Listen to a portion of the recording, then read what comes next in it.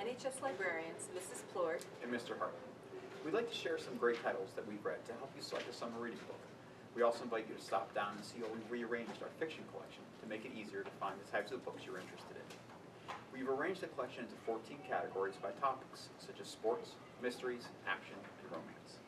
We'd also like to encourage you all to fill out the public library card application you received from your English teacher. This will help you access more databases and materials next year. Finally, we encourage you to use the summer reading link on the NHS homepage to access all of our resources for summer reading, including instructions for accessing ebooks over the summer. We hope you'll join our Nutmeg Book Club in the fall and vote for your favorite book.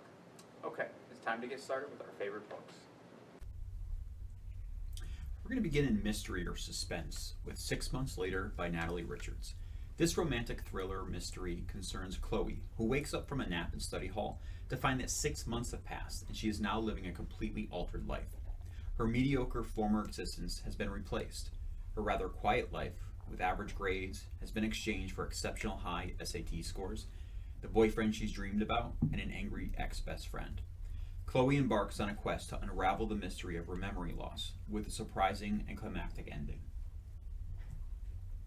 Next is The Girl Who Was Supposed to Die by April Henry. April Henry's Girl Stolen has been a popular title for the last couple of years, and this action-packed, suspenseful mystery has many of the same qualities.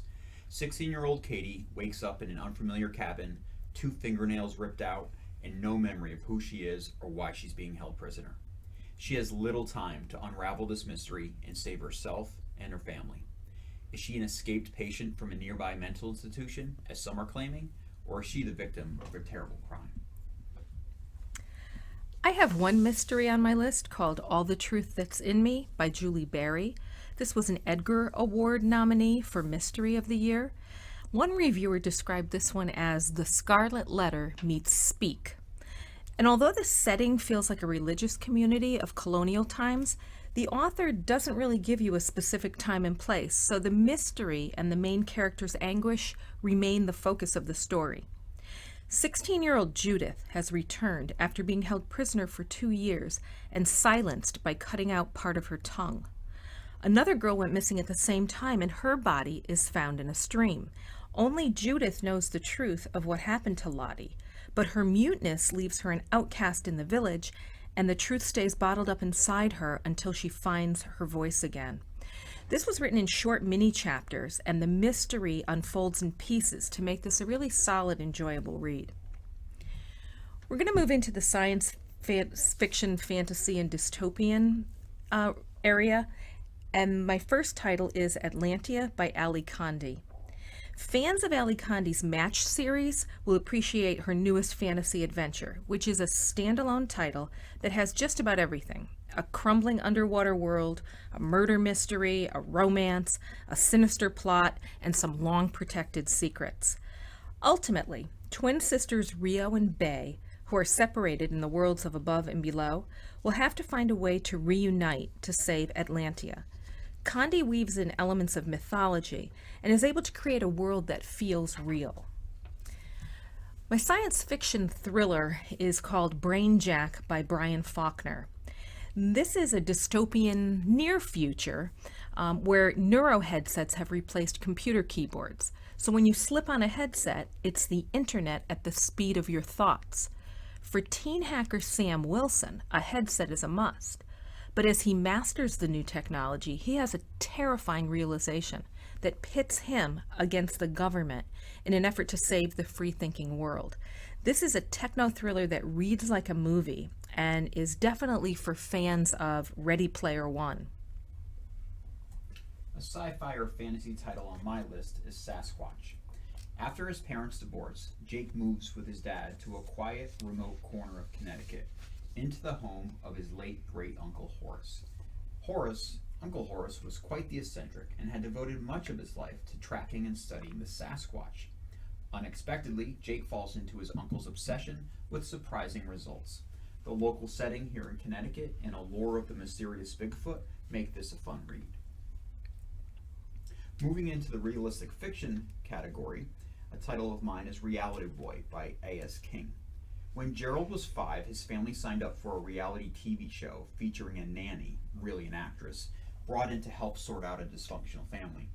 Gerald's behavioral outbursts on the show make him notorious and earn him an unfortunate nickname.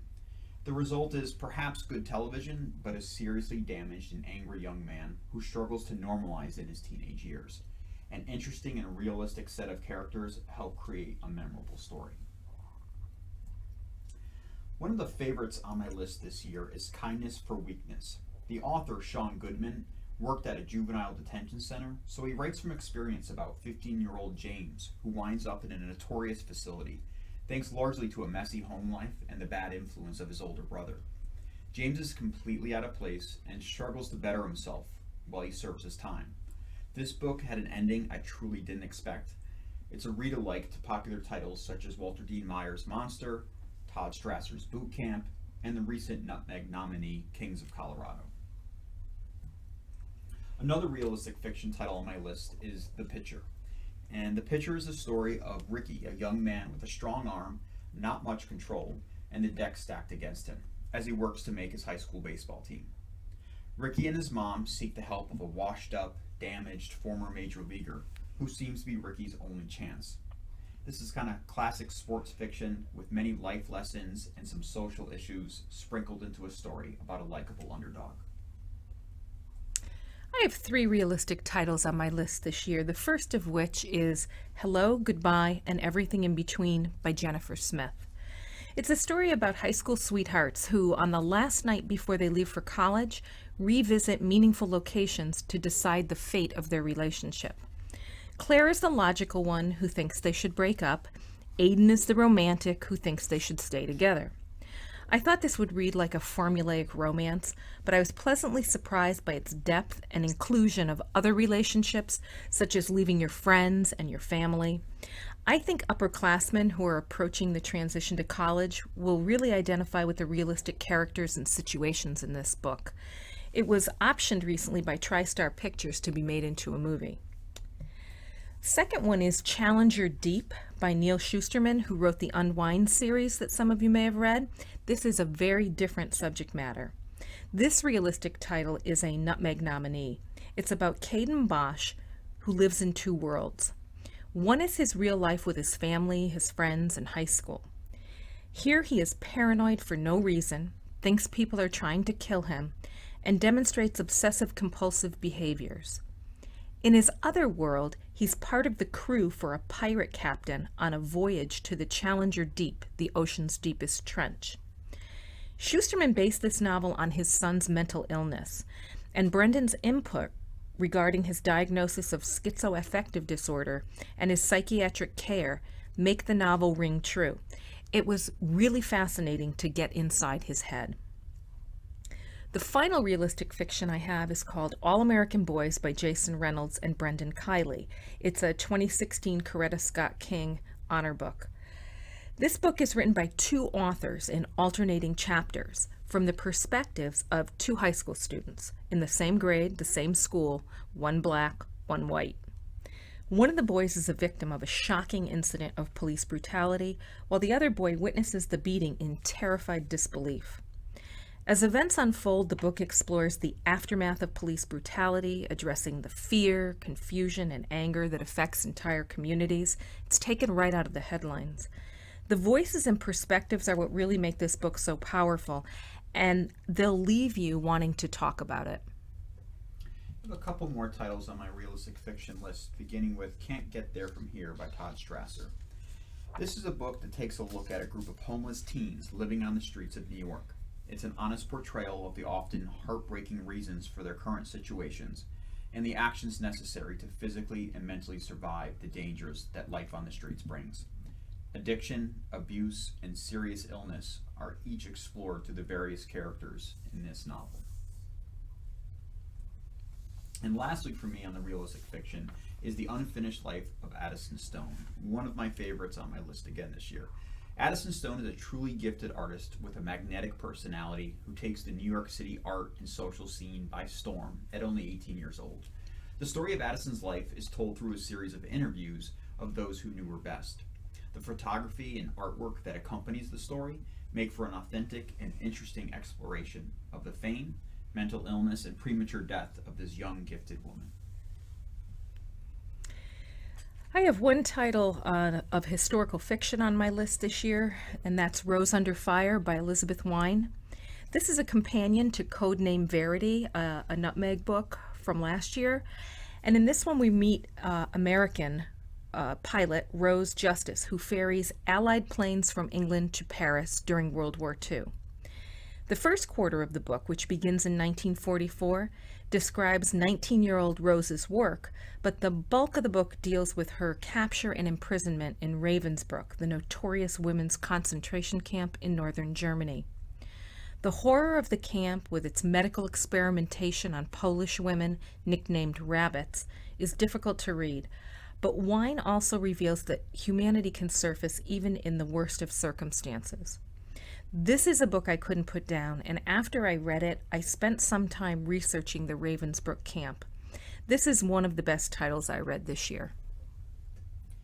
A title of mine in historical fiction is Lost Girl, Lost Girl Found. Lost Girl Found is a fictionalized account of the all-too-real struggles of many Africans caught in the middle of civil war. While other books and documentaries have chronicled the plight of the lost boys of Sudan, this story captures the often tragic dangers facing young girls in war-torn Africa. Pony is forced to flee her South Sudanese village and endures great hardship and loss as she struggles to reconnect with her family and keep alive her dream of an education. A book on my nonfiction list this year is The River of Doubt, Theodore Roosevelt's Darkest Journey by Candace Miller. This is the only nonfiction on my list this year, and it's one of my favorites from the last few years. Teddy Roosevelt's obsession with physical fitness and outdoor life after a childhood marked by battles with asthma and physical weakness is well known.